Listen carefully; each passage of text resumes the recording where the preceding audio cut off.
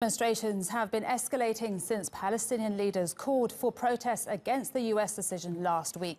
Since then, hundreds of people have taken to the streets. Nearly 500 injuries have been reported from scuffles with Israeli authorities.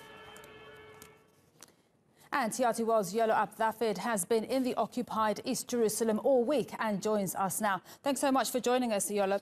Now, there seems to be no slowing down on the diplomatic and political front and the reaction to the US announcement on Jerusalem. How does this continue to be viewed from Jerusalem?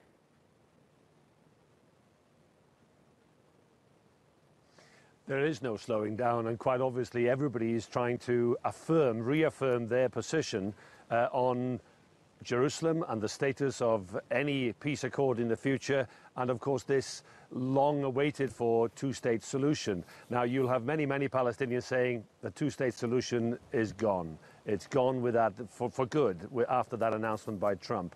So what you have when Netanyahu goes to Paris, as he did on Sunday, and saying, look, Palestinians have to face the reality on the ground. They love that phrase because it shows, he claims, that East Jerusalem, which is behind me here, is part of the Israeli capital of West Jerusalem.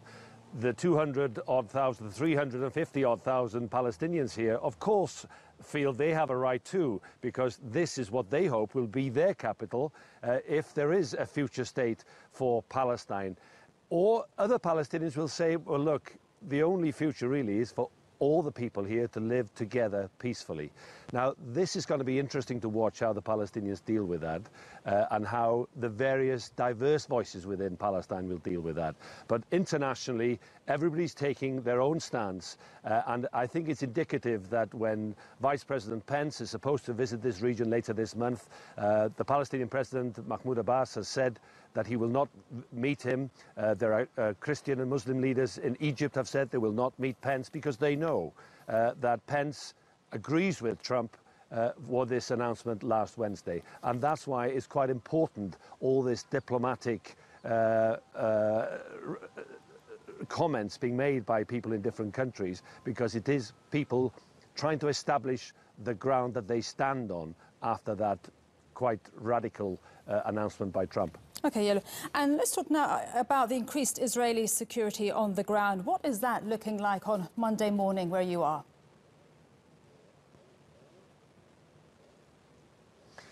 Well, you know, life goes on as normal because people have a life to lead and people have a salary to earn and children go to school and life goes on as normal. It doesn't mean to say that beneath that there is tension and there is dissatisfaction.